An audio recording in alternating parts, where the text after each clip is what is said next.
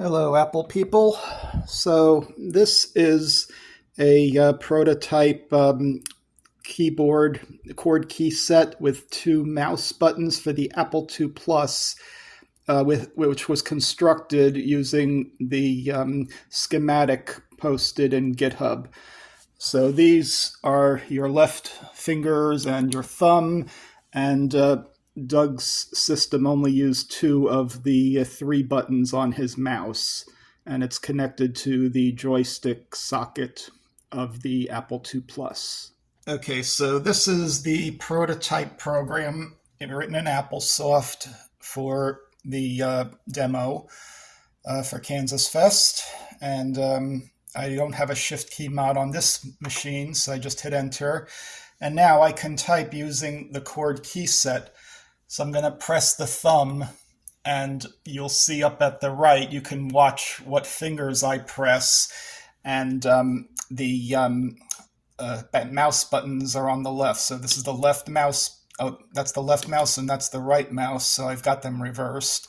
Okay, so I'm going to start typing the numbers 1 to 31 using the left hand. So the thumb is a 1. That gives you an A, and then the pinky for a 2. So you see the 1, 0. That gives you a B, and then both of them for the C. So that's a 1 and a 1, and you get a C. So now I'm just going to go through the numbers. Number 4, which is the middle finger. Hello. Okay, there it is. Then number 5, number 6, number 7. Okay. Number 8 is the ring finger. Number 9. Number 10. 10 is the, this is 10. 11. 12. 13. 14. 15. And now we get to the pinky for 16. 17. 18. Whoops. 19. 20. Whoops, that's 20, 21, 22, 23, it's W, 24 is X, 25 is Y, and 26 is Z. Okay, now we still have numbers left, so let's see what 27 does. A comma. 28 is a period. 29 is a semicolon, 30 is a question mark, and 31 is a space. So that's how you type without pressing mouse buttons. Now let's see when I press this 0, 1. Okay, I want to see 1 with the mouse button. Okay, those are the numbers. So this 2 Plus has a lowercase adapter, which is why you're able to see that. So the 0, 1 on Doug's system gave you the uppercase. So this would have been your middle mouse button. Okay, so a 1 gives you an uppercase A. So I'm holding down this, okay, so 0, 1 with a B. I'm just going to go through them. Then a C. 4, 5, 6, 7, 8, 9. Whoops. Yeah, this is good practice. Good. Okay, so 9. This is 8 and 2 is 10. And then 11, 12, 13, 14, 15. And we get to 16 with just the pinky. Okay, and then 17, 18, 19, and 20. And as you use this, you really get to learn the finger patterns for each letter. 21, 22, 23, 24. Now we get to 25. Left angle, less than. Okay, then let's see. Okay, so 24, let's go back to Z. That's 26. Okay, 27, 28, 29, 30. What's that? Oh, 30. Okay, get all the... Okay, 30 is the slash, and 31 is all together.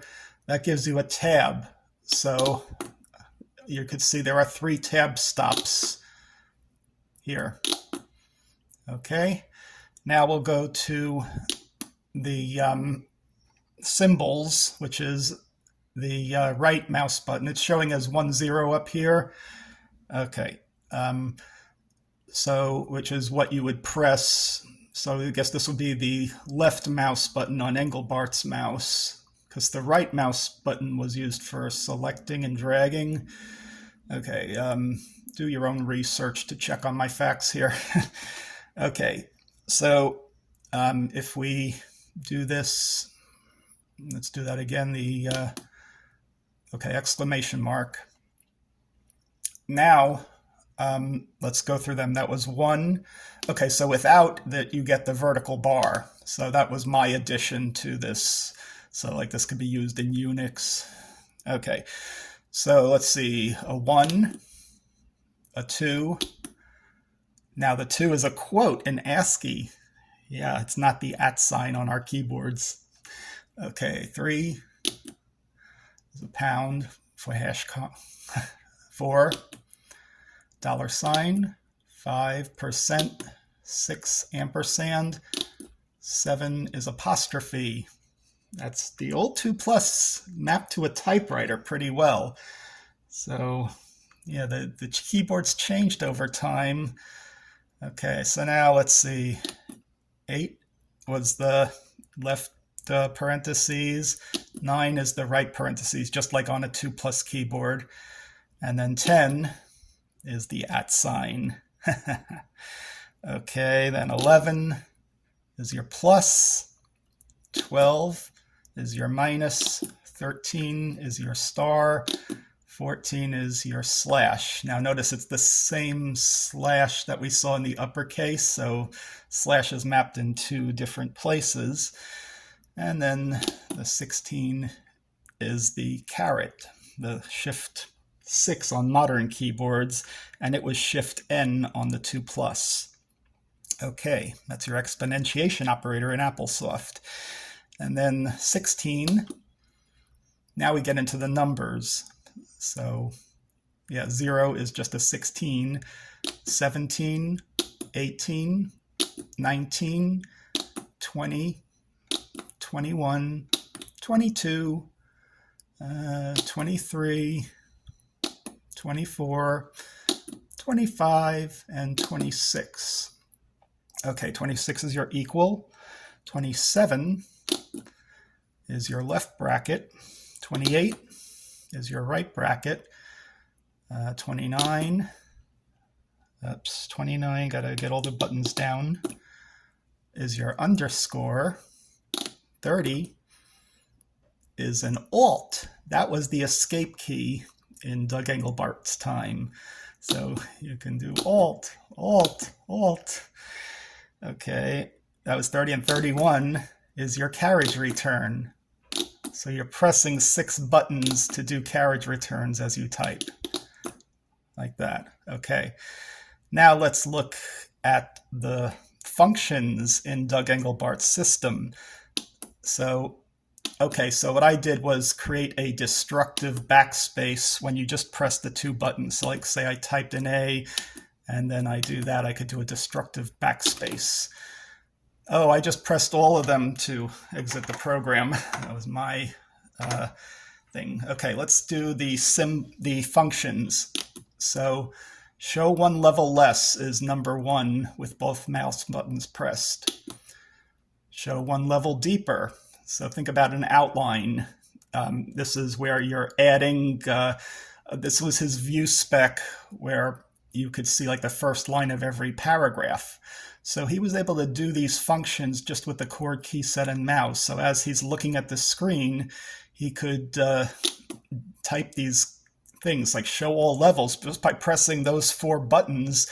he was able to show all levels of the outline. And this is where a lot of his speed came in mapping the key set to these NLS functions. So now number 4, top level only. 5, current statement level. 6, recreate display. 7, branch show only.